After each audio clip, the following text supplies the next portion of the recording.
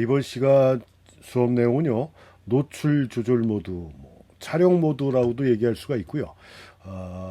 일반적으로 이제 우리 카메라를 사용할 때 가장 많이 사용하는 그런 그 기능이라고 이렇게 볼 수가 있습니다. 이게 이제 제가 시작할 때도 말씀드렸는지 몰라도 이 카메라의 대부분의 기능은 그 노출 조절에 이 중심이 맞춰져 있다라고 그랬죠.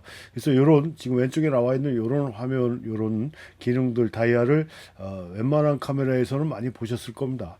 뭐 이렇게 카메라의 그 모델이라든가 또 메이커에 따라서 저런 그 기능 설정이 조금씩 차이는 있지만 대부분 이런 형태로 이렇게 돼 있습니다. 그래서 우리가 일반적으로 사용하는 카메라의 노출 조절 모드에는 여기 지금 짧게 나와 있듯이 MASP 뭐 이런 형태로 크게는 네 가지, 좀 더 세분해서는 뭐 다섯 여섯 가지로 이렇게 나눌 수가 있는데 이런 모든 기능들이 다 뭐라고 그랬습니까?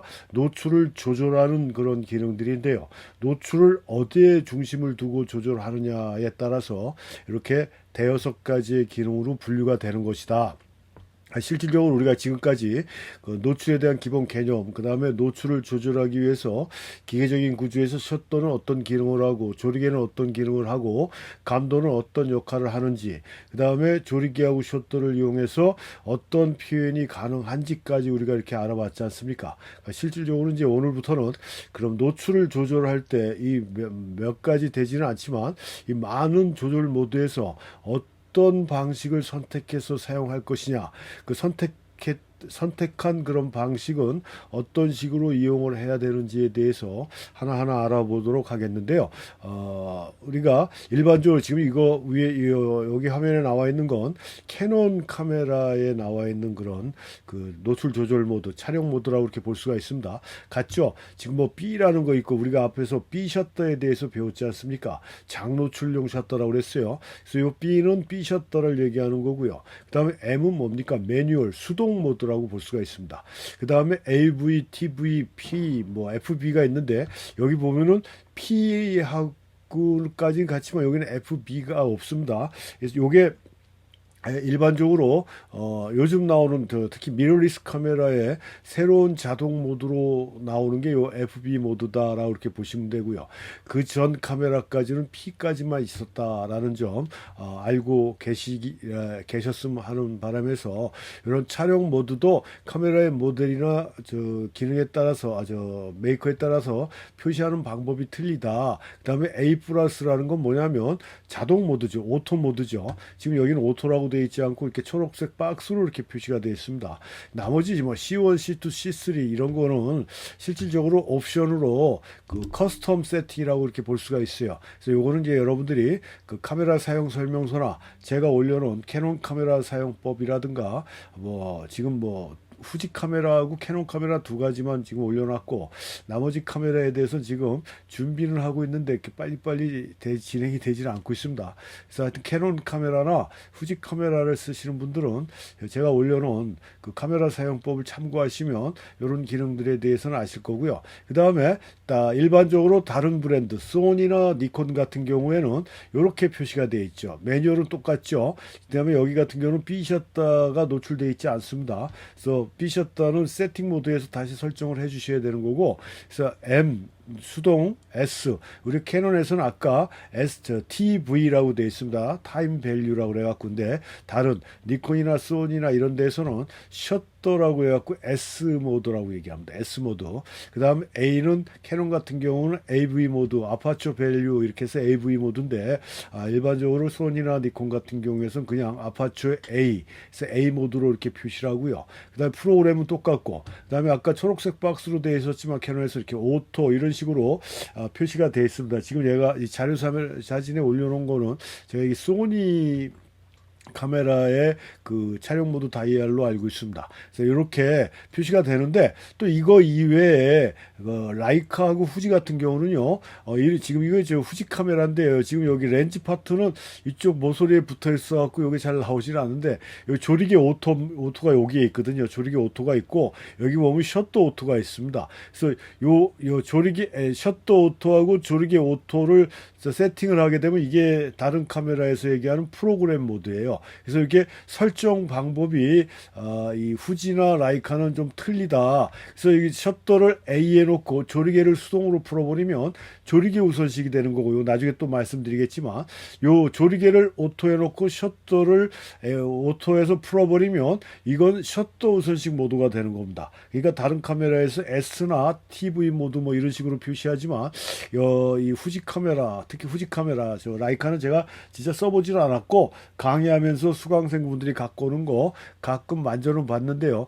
이런 식으로 돼 있다라는 겁니다. 그래서 크게 이 세 가지로 표시 방법을 우리가 구분할 수 있겠죠. 그래서 이렇게 촬영 다이얼 모드는 이런 식으로 구분이 된다라는 점을 아시면 되겠는데요.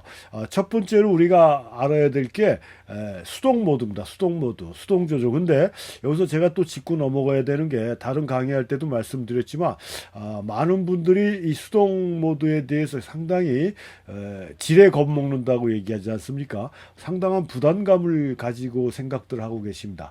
야, 수동 조절은 상당히 어려운 거 아니냐, 복잡한 거 아니냐, 그거 우리 나같이 초보자가 이제 사진을 막 시작하는 내가 어떻게 수동 조절을 하겠는가라고 생각하시는 분들이 있는데 결론적으로 말씀드리면 수동 조절은 절대 어려운 게 아닙니다. 절대 복잡하지가 않습니다. 제가 다른 강의 시간에도 강조해서 말씀드렸지만 절대 복잡하지 않고 절대 어려운 게 아니라 단지 번거로울 뿐이다라는 얘기예요. 그러니까 자동 같은 경우는 그냥 설정을 해놓고 셔터 버튼만 누르면 되지만 수동 조절 모드는 뭐 조리개 조절해 줘야지 셔터 조절해 줘야지 하는 자동 모드보다 한 두세 가지 아니 한두 가지의 조작을 더 해줘야 된다라는 거 말고는 절대 복잡하고 어려운 게 아니라는 얘기입니다.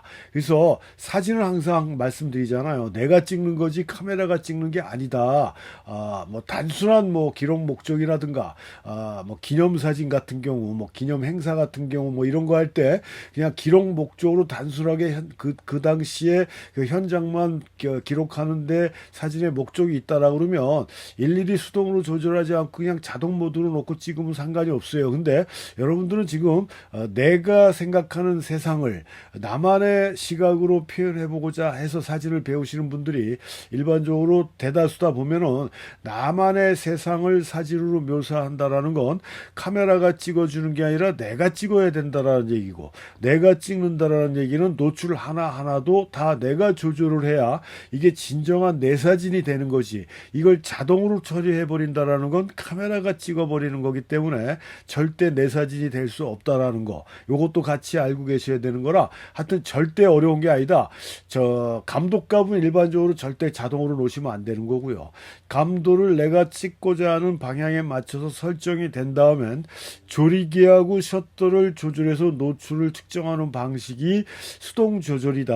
그러니까 아까도 얘기했지만 조리개하고 셔터를 따로따로 조절해서 노출 조절하는 방식이 수동 조절이고 절대 어려운 게 아니다라는 점 다시 한번 강조해 드리는데요. 일반적으로 DSLR 카메라를 보게 되면은 이 바디 위에 이런 식으로 표시가 되어 있습니다. 그래서 지금 여기 보면은 마이너스 쪽이 있고 왼쪽에 플러스 쪽이 있어요. 이걸 제가 의미적으로 커서라고 이렇게 얘기를 하는데 이 커서가 오른쪽으로 넘어가 있으면 빛이 많이 들어온다는 소리고 이게 왼쪽으로 가 있으면 빛이 덜 들어와서 부족이 된다는 소리거든요. 그래서 이 부족과 오버를 조절해서 이 중앙 제로 포인트라고 볼 수가 있는데 이 커서를 중앙에 오게 하면은 이게 카메라에서 말하는 기계적인 적정 노출입니다. 제가 적정 노출에 대해서 앞부분에서도 말씀 잠깐 드렸던 것 같긴 한데 다시 한번 말씀드리면 이 적정 노출은 크게 두 가지가 있습니다. 카메라에서 지시해주는 기계적인 적정 노출이 있고요. 그 다음에 사진가가 표현하고자 하는 주관적인 노출을 만들어내는 그런 주관적인 적정 노출이 있다. 근데 일반적으로 우리가 시작하기 위해서는 중심점을 잡아줘야 되지 않습니까? 그래서 기계적인 적정 노출을 중심으로 해서 나는 약간 오버를 시켜야 되겠다, 나는 약간 부족을 시켜야 되겠다라는 식의 주관적인 적정 노출을 찾아주는 거거든요. 그래서 1차적으로 기계적인 적정 노출을 찾아줘야 되는데 그게 이 제로 포인트의 커서가 오게 해주면 돼요. 조리개를 조절하고 지금 오른쪽에 나와 있는 게 조리개 숫자고요. 왼쪽에 나와 있는 게 셔터 스피드인데 셔터 다이얼하고 조리개 다이얼을 돌려서 요 커서가 제로에 오게끔 해서 찍으면 이게 적정 노출이다. 그러니까 일반적으로 가장 무난한 노출이다라고 이렇게 보실 수가 있습니다.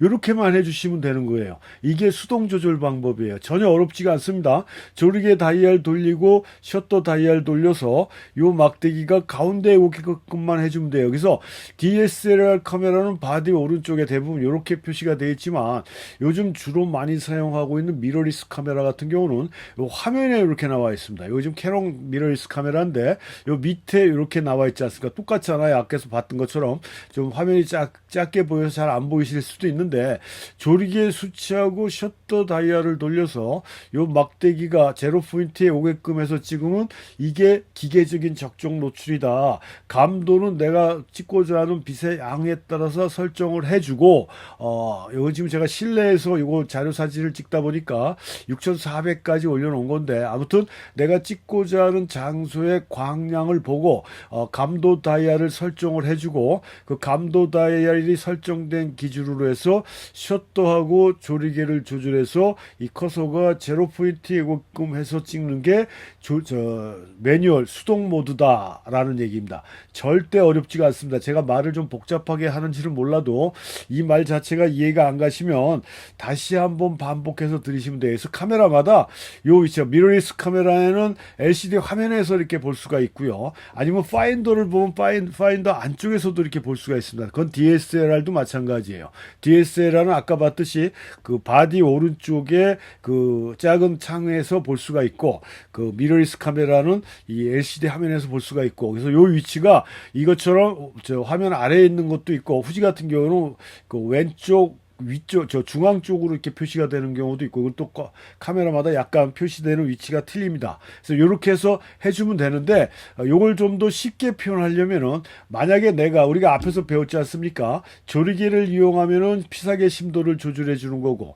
셔터 속도는 뭘 한다라고 그랬어요? 피사체의 동감을 표현한다라고 그랬지 않습니까? 그래서 내가 만약에 심도를 우선으로 하는 사진을 찍어야 되겠다라고 해서 이렇게 아웃포커스 형태의 사진을 원하든지 이렇게 펜포커스의 효과를 원하는 사진을 원한다 그러면은 먼저 조리개 수치를 맞춰 주시면 돼요. 수동에서 그 펜포커스로 찍어야 되겠다면 뭐 11이나 16 해갖고 어느 정도 깊이로 찍을 것인지에 대한 조리개 숫자를 조리개 다이얼을 돌려서 11이나 16이나 뭐 20이나 자신이 원하는 심도의 깊이에 따라서 선정을 해주시면 돼요. 그래서 예를 들어서 16에 맞췄다 그러면 16의 조리개 다이얼을 고정해 놓고 또 다이얼을 돌려서 아까 말씀드린 대로 커서가 중앙에 오게끔 해주면 된다는 얘기입니다. 이게 수동 조절 방법이고 이게 수동으로 하는 조리개 우선식이다. 왜냐하면 조리개 숫자부터 맞췄으니까 이렇게 이해를 하시면 돼요. 다시 한번 아웃포커스를 나는 표현하고 싶다. 그러면 조리개 숫자를 어때요? 숫자가 작은 쪽으로 돌려주면 된다라고 그랬습니다.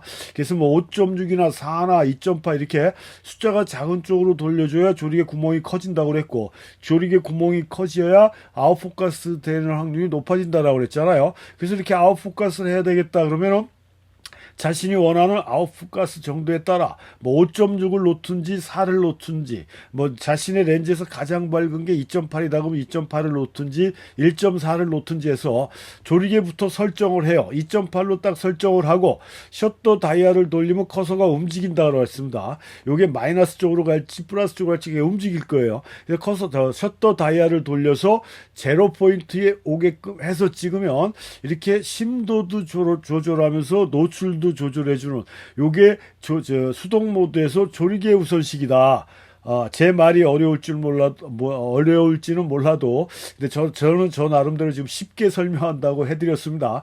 요게 수동 조절 모드고, 전혀 어렵지가 않은 거고, 살짝만 번거로운 거고, 그 다음에 어느 정도 숙달이 되려면 몇 번의 연습이 더 필요한 그 차이뿐이 없다. 그래서 그것만 조금 넘었으면은 여러분들이 수동으로 얼마든지 조리개하고 셔터를 조절해서 촬영해 줄 수가 있다. 또 반대로, 내가 표현하고자 하는 게 셔터에 의한 피사체의 동감을 표현하는 게 우선이다 그랬을 땐 셔터 속도를 먼저 설정을 해요. 나는 왼쪽 사진처럼 순간 포착을 해야 되겠다 했을 때는 셔터 스피드가 올라가야 된다라고 그랬습니다. 뭐 500분의 1초, 뭐 1000분의 1초 이런 식으로 500분의 1초로 설정을 해주고 반대로 조리개 다이얼을 돌려서 커서가 제로에 오게끔 해서 찍으면 이게 수동 조절 모드의 셔터 우선식이다 라고 보시면 돼요. 또 반대로 나는 슬로우 셔터에 의해서 그러니까 장노출로 사진의 블러 효과를 만들어내야 되겠다, 동감을 표현해야 되겠다 하면은